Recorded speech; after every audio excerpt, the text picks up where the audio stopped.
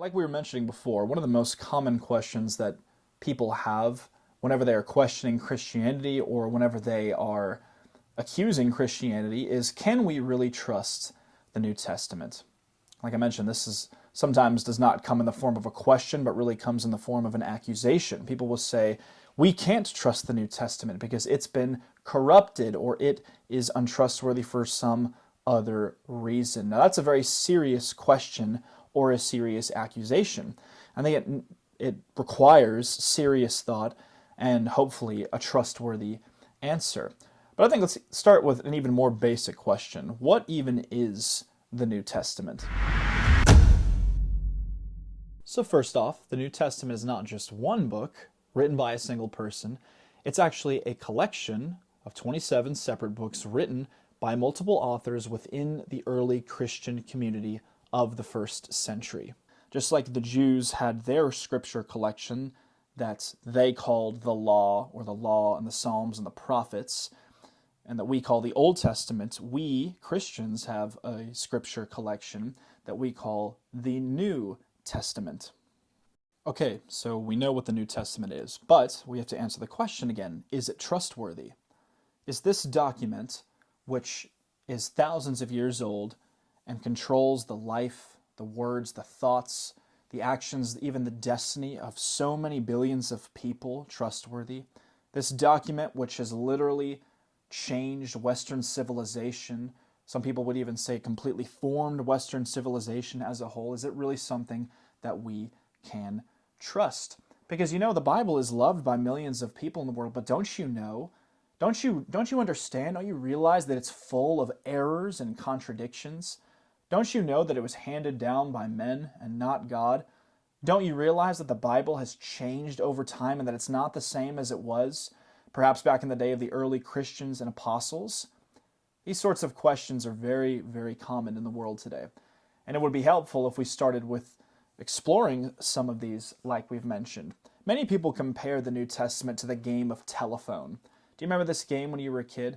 That's where a bunch of kids would sit in a circle, and one kid on one end of the circle would start with a sentence or a story, and they would whisper it in one kid's ear sitting next to them, and then that kid would take what they heard and whisper it into the next kid's ear, so on and so forth, until they reached the end of the circle. And at the end, you were supposed to say what the original story or sentence was, and then what it was at the end. And it was always funny because you got to see just how much the story changed.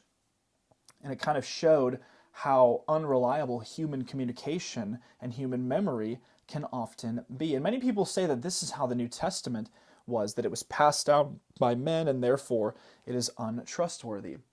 But we need to understand something that we've already mentioned. Do you remember how many books we say that the New Testament consisted of? It was 27. But we didn't mention how many of those 27 books were written by the same or different authors. The New Testament was not a bunch of books written by one author any more than it was one book written by 27 different people. It was actually 27 books that was written by around 8 or 9 different authors. In the case of 4 of them, Matthew, Mark, Luke, and John, they committed their experiences, as in Matthew and John, or the experiences of someone they knew or spoke to, Mark and Luke, and these people with either their or someone close to them, those experiences, all matched up to form the picture and the life, or a sliver in the life, of a man named Jesus. That's a lot different from the game of telephone. Telephone just involves one person starting a story, a rumor really, and letting it sort of change and shift. But these are multiple different eyewitnesses or people who interviewed eyewitnesses who were able to keep the story straight. And that's not even including the documents that we know were written that weren't actually kept or copied down. Luke mentions in his gospel that there were many attempts to write down and to consolidate the stories of the life of Jesus, but we just don't have those today as far as I know. All right, so there are a lot of different authors, but don't you know that we don't even have the original documents of the New Testament? That's actually correct. The original documents that the apostles actually touched and wrote on, These are technically called the autographs of the New Testament. They're gone. We've lost them. We don't know where they are. Perhaps the disciples hid them away, never to be found. Perhaps they destroyed them. Perhaps others destroyed them. Perhaps they've been lost to time. But it's true. We do not have those original documents.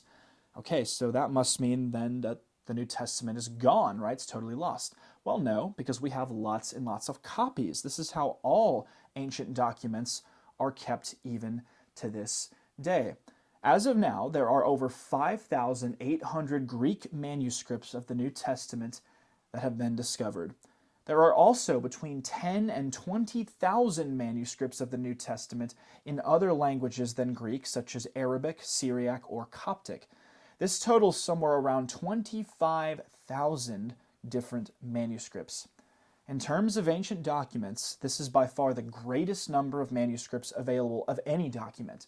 This makes the New Testament, of all the famous works in the world, the best attested ancient document in human history. By the way, a manuscript is literally just a written document. It just comes from a Latin word that just means written by hand. So when I say the word manuscript, I'm just meaning a New Testament or other document that was written by hand. A fragment is literally just a piece of one of those manuscripts that ripped off or was broken off, and that is still surviving, but just not attached to the rest of that original manuscript.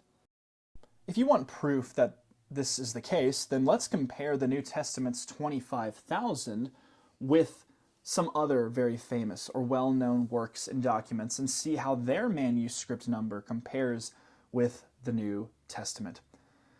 Homer's Iliad, or Iliad, however you say it, it has between 1,700 and 1,900 different manuscripts. Homer's Odyssey has between 300 and 400. Plato, his written works, including the Republic or any of the other well-known ones, has between 200 and 250. The writings of Aristotle have between 49 and 100 different manuscripts.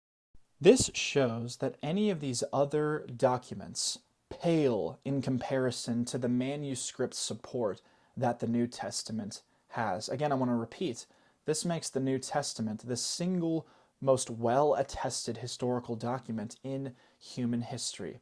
And you know what's funny about that?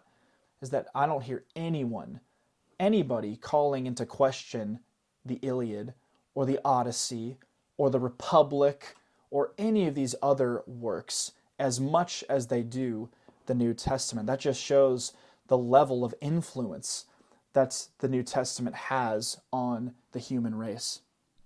All right, y'all. In the future, we're going to dive more into these manuscripts, the history of it, and how we can trust the New Testament. But that's all for this video. Tune in for the next one.